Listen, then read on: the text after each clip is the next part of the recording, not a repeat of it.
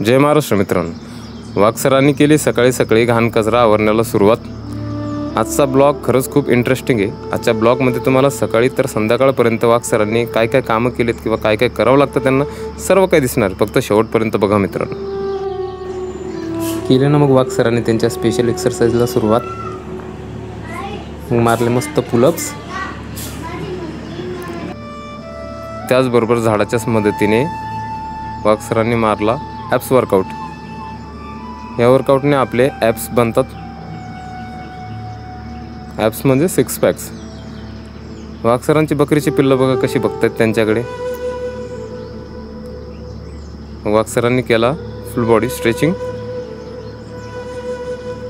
त्यानंतर पुन्हा मारले पुलअप्स। मग दिला वाघसरांनी कडक पोज।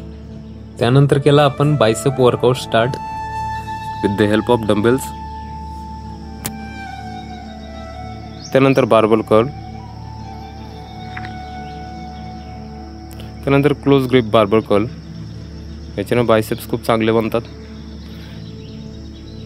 त्यानंतर शोल्डर। फुल बॉडी एक्सरसाइज करायचं आहे मित्रांनो आपल्याला। मग आपण चढलो आता निमाच्या झाडावरती निमाचा पाला तोडण्यासाठी आपल्या बकरीच्या पिल्लांना। तर निमाचा पाला का, तर त्यांना झालाय सध्या डायरिया, आणि निमाच्या पाल्यामध्ये असतात अँटी डायरियल आणि अँटीबॅक्टेरियल प्रॉपर्टीज।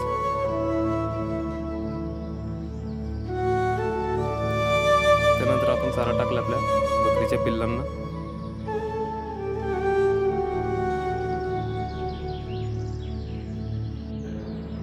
मग केला आपण आपल्या डॉगींना मस्त दुधाचा काला। आपल्या डॉगींना दुधाचा काला खूप आवडतो बघा, ते आधीच तयारीत होते।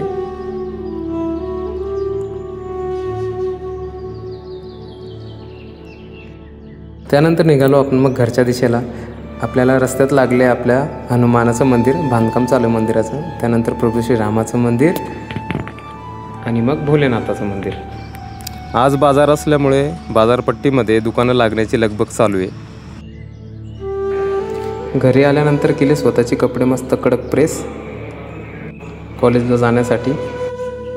मग वाघसरांनी घेतले त्यांच्या विद्यार्थ्यांचे लेक्चर सिम्पॅथॅटिक अँड पॅरासिम्पॅथॅटिक सिस्टीमवर, की कशा पद्धतीने सिम्पॅथॅटिक सिस्टीम ही फाईट अँड फ्लाईट रिस्पॉन्समध्ये काम करते आणि पॅरासिम्पॅथॅटिक सिस्टीम ही रेस्ट अँड डायजेस्ट रिस्पॉन्समध्ये काम करते।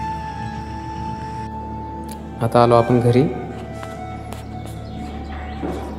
आता आपण पुन्हा चाललो धावपळ करत गोट फार्मला।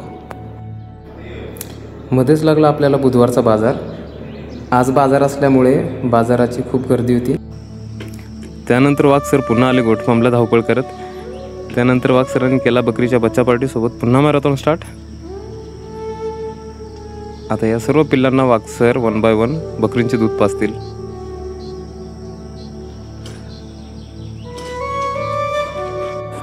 आता काढले आपण बकरीचे दूध। बघा आपली बकरी किती जीव लावते आपल्याला।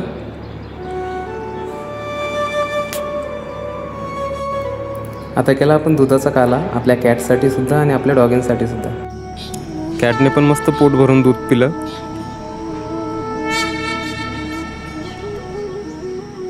मग वाघसरांनी ठेवला दुधाचा काला त्यांच्या दोघं डॉगींना। दोघं बिचारी वाट बघत होती। तर कसा वाटला मित्रांनो आजचा ब्लॉग, नक्कीच कमेंटमध्ये कळवा। तर चला भेटूया आपण आपल्या नेक्स्ट ब्लॉगमध्ये।